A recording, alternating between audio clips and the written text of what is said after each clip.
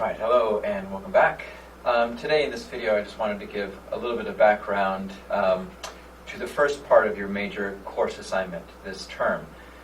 If you look into your syllabus, you'll see that this assignment will be due at the end of week 6, which is February 19th, Sunday, February 19th. I wanted to make this video now to give you an idea of what you'll be working on so that you can get a jump start and not have to wait until that week to begin doing the research and the writing.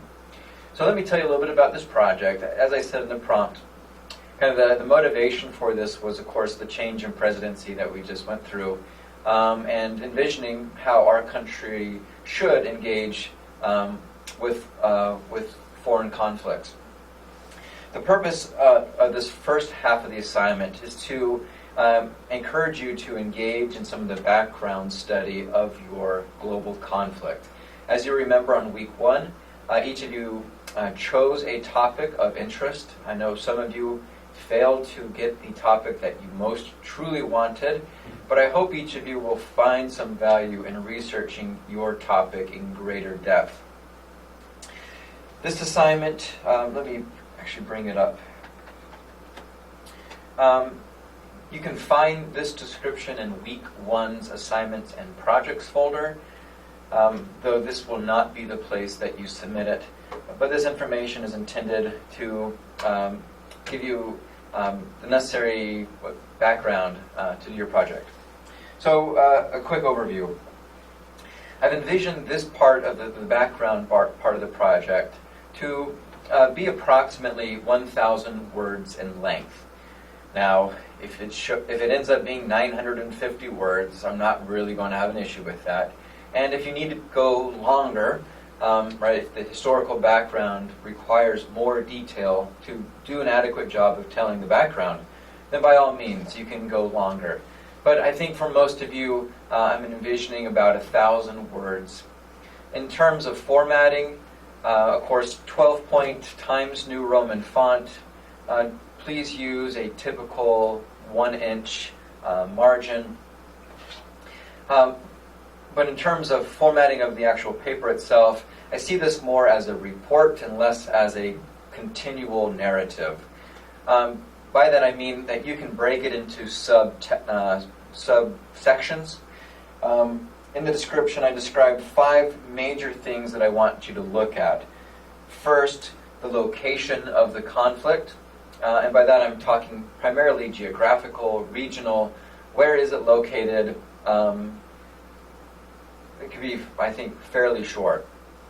The second part, and again, I think I would organize it like this, a big heading, location, colon, a short paragraph providing description of the general region that this conflict occupies. So as we looked at in a few weeks ago with Boko Haram, you can place it within a specific country, within a specific continent, but the closer you get, you can describe in more detail, this very specific region in which most of the conflict is taking place. So consider that as you're investigating your conflict. The second part is the historical background. I hope for this to be entirely in your own words. Of course, you will be doing research, but what I don't want is for you to simply copy and paste what you found elsewhere. While there may be historical backgrounds available through the various websites that I've provided, through encyclopedias, I would stress that I want this to be in your language. Read it, consider it, right, and then write it out as you would. The third part, this would be a description of the major players, the major political parties, the major organizations, the countries, etc., that are involved in this conflict. Now, for most part, I imagine it will be 2, but there may be more in order to provide proper detail. So, for this, you may consider who is the mastermind behind the organization. For those of you who are looking at maybe the Islamic State, who is the major player or the major players? Provide a short biographical description of them. If it's political parties or something politically motivated, provide a description of maybe that political party's platform, their objectives, their goals. If it's an organization, the same type of questions. What do they want?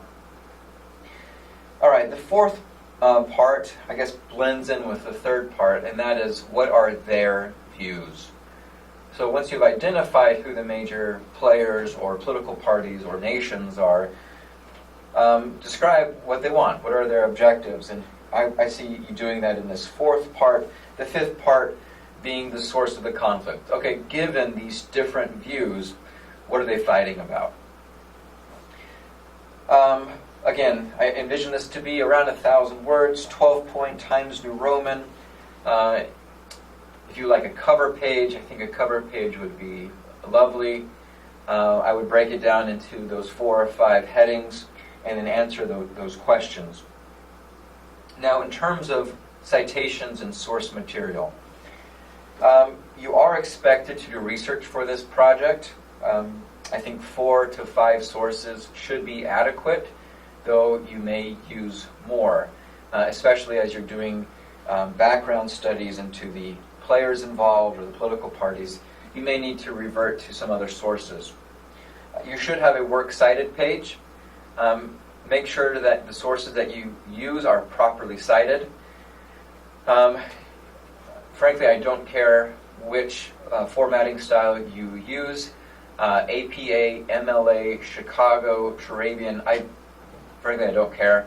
As long as you are consistent and are correct. So if you are an APA kind of person, do APA, but make sure your APA in-text citations and in the works cited are appropriate or correct.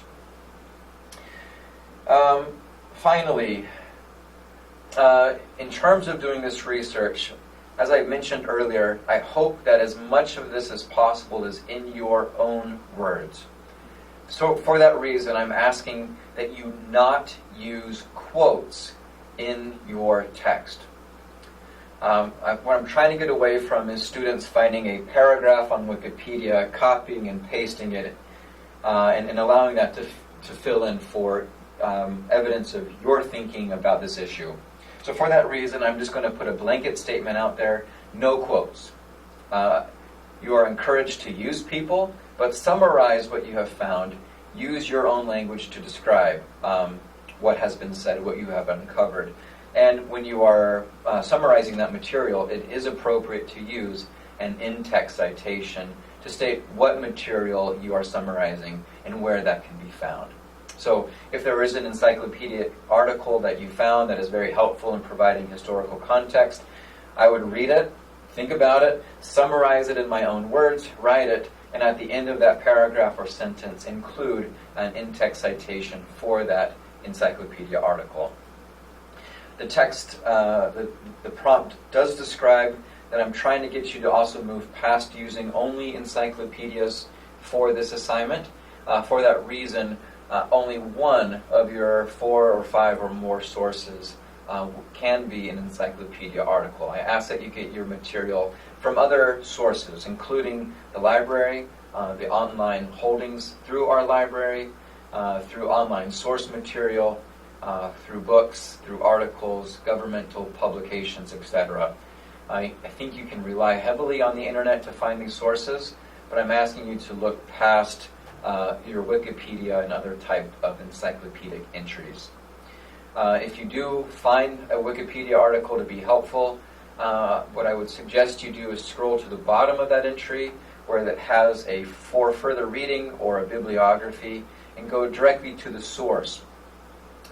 Follow that out, find the book that's being referenced, find the article that's being referenced, click on it, open that in a new page, and then cite that material and not the Wikipedia page.